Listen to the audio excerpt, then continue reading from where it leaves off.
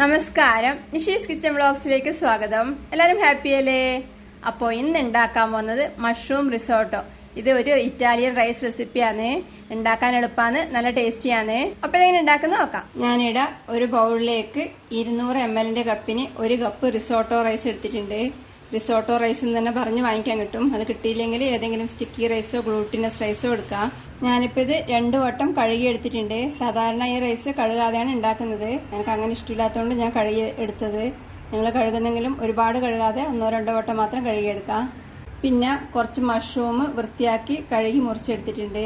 ഇനി vegetable stock വേണം. ഞാനിവിടെ അടുപ്പത്ത് ഒരു പാത്രത്തിൽ അരി ഇളന്ന അതേ കപ്പിന് 4 കപ്പ് വെജിറ്റബിൾ സ്റ്റോക്ക് എടുത്തു വെച്ചിട്ടുണ്ട്. ഇത് നേരത്തെ റെഡിയാക്കി വെച്ച സ്റ്റോക്കാണ്. തിളച്ചുകൊണ്ടിരിക്കുന്ന സ്റ്റോക്കാണ് റൈസിലേക്ക് ഒഴിക്കേണ്ടത്. അതുകൊണ്ട് തിളപ്പിക്കാൻ വേണ്ടി വെച്ചത്. ഞാനിപ്പം വീട്ടിൽ തന്നെയുള്ള കുറച്ച് പച്ചക്കറി വേവിച്ചുണ്ടാക്കിയതാണ്. കോളിഫ്ലവറും ഉള്ളിയും ക്യാരറ്റും ഒക്കെ കുറച്ച് ഉപ്പും കുരുമുളകും കൂട്ട് വേവിച്ചെടുത്തതാണ്. നിങ്ങൾക്ക് വീട്ടിലുണ്ടാക്കുന്നെങ്കിൽ ഉണ്ടാക്കാം. ഇല്ലെങ്കിൽ വെജിറ്റബിൾ സ്റ്റോക്കിന്റെ ക്യൂബ്സ് കിട്ടും. അത് വെള്ളത്തിലിട്ട് തിളപ്പിച്ചാൽ സ്റ്റോക്കാവും. വെജിറ്റബിൾ സ്റ്റോക്കിന് പകരം ചിക്കൻ സ്റ്റോക്ക് വേണമെങ്കിലും ഉപയോഗിക്കാം. ഈ സ്റ്റോക്ക് തീ കത്തിച്ച് തിളപ്പിക്കാൻ വെക്കാം. ഇനി വേറൊരു ബർണറിൽ നല്ല കനമുള്ളൊരു പാത്രം വെച്ച് തീ കത്തിച്ച് ചൂടാക്കി ഇതിലേക്ക് 1.5 ടേബിൾ സ്പൂൺ ഒലിവ് ഓയിൽ ഒഴിക്കുന്നുണ്ട്.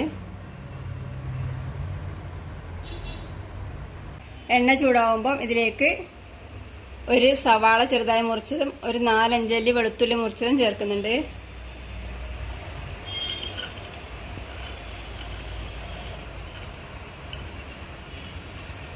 ഇത് ഇളക്കി വഴറ്റാം.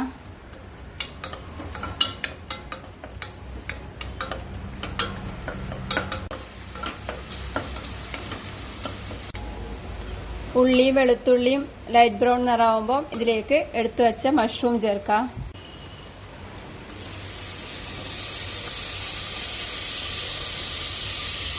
ഇത് വഴറ്റാം.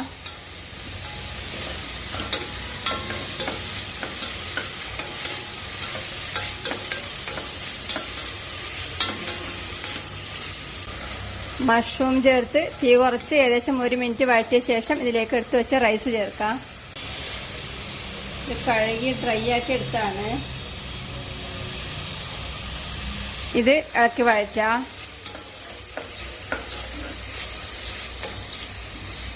തീ കുറച്ച് വെച്ച് വഴറ്റാം.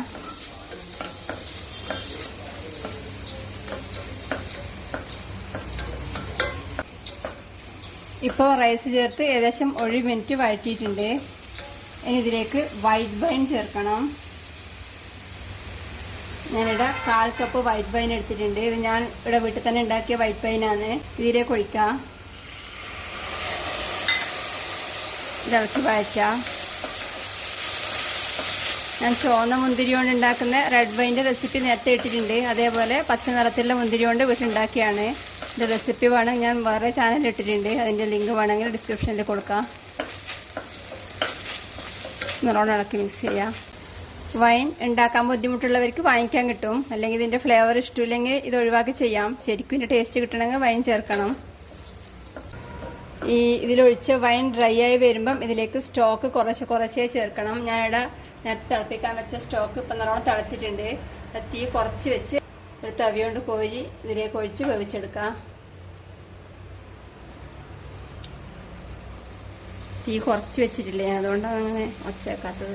തീ കുറച്ച് വേവിക്കണം. ഇത് അടച്ച് വേവിക്കുന്നില്ല, ഇങ്ങനെ തുറന്ന് ഇളക്കിയിട്ട് തന്നെ വേവിക്കുന്നതാണ്.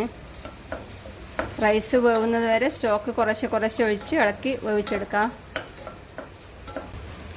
ഇപ്പം ആദ്യം ഒഴിച്ച സ്റ്റോക്ക് ഏകദേശം വറ്റി വന്നിട്ടുണ്ട്. ഇനി വീണ്ടും സ്റ്റോക്ക് ചെയ്യുന്ന കോരി ഒഴിക്കാം. ഇവിടെ തീ ഓഫ് ചെയ്തിട്ടില്ല, സിമ്മിലാക്കി വെച്ചിട്ടുള്ളത്. തീ കുറച്ച് വെച്ചിട്ടാണ് റൈസ് വേവിക്കുന്നത്. വീണ്ടും ഇളക്കി കൊടുക്കാം. രണ്ടാമത് ഒഴിച്ച സ്റ്റോക്കും ഇപ്പം ഏകദേശം വറ്റി വന്നിട്ടുണ്ട്. വീണ്ടും ഒഴിക്കാം.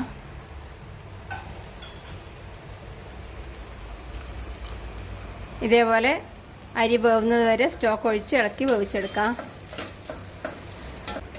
ഇപ്പോൾ റൈസ് പാകത്തിന് വെന്തിട്ടുണ്ട്.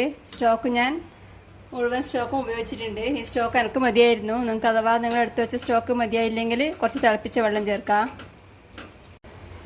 ഏകദേശം ഒരു 20-25 മിനിറ്റിനോട് അടുത്തായി ഞാനിപ്പോൾ ഇതിങ്ങനെ ഇളക്കിക്കൊണ്ടിരിക്കുന്നത്. സ്റ്റോക്കിന് ഉപ്പുള്ളത് കൊണ്ട് ഈ റൈസിന് ഉപ്പുണ്ടാവും. നോക്കിയിട്ട് വേണമെങ്കിൽ ആവശ്യത്തിന് ചേർക്കാം. ഞാനിപ്പോൾ നോക്കിയിട്ട് കുറച്ച് ഉപ്പ് കുറവാണ്, അതുകൊണ്ട് കുറച്ച് ഉപ്പ് ചേർക്കുന്നുണ്ട്. ഇളക്കി കൊടുക്കാം. ഇനി ഇതിലേക്ക് 1/4 ടീസ്പൂൺ കുരുമുളക് പൊടി ചേർത്ത് ഇളക്കി കൊടുക്കാം.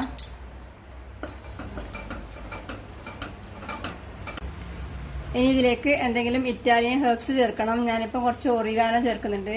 ഇത് 1/4 ടീസ്പൂണിനേക്കാളും കുറച്ച് ചേർക്കുന്നത്. ഇതൊന്ന് ഇളക്കി കൊടുക്കാം.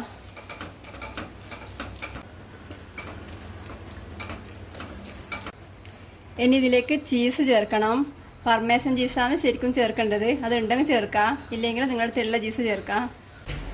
ചീസ് ചേർക്കുന്നുണ്ട്.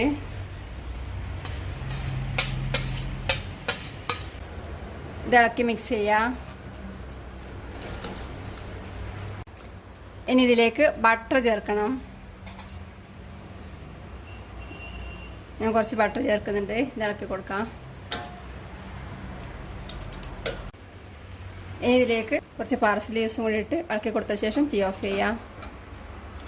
നല്ല അടിപൊളി ടേസ്റ്റിൽ ഇറ്റാലിയൻ മഷ്റൂം റിസോർട്ട് റെഡിയാണ്. ഇതിനൊരു പ്ലേറ്റിൽ വിളമ്പുന്നുണ്ട്. ഇതിങ്ങനെ കുഴഞ്ഞ ഭാഗത്തിന് തന്നെ വേണ്ടത്. നല്ലൊരു വെറൈറ്റി ടേസ്റ്റാണ്.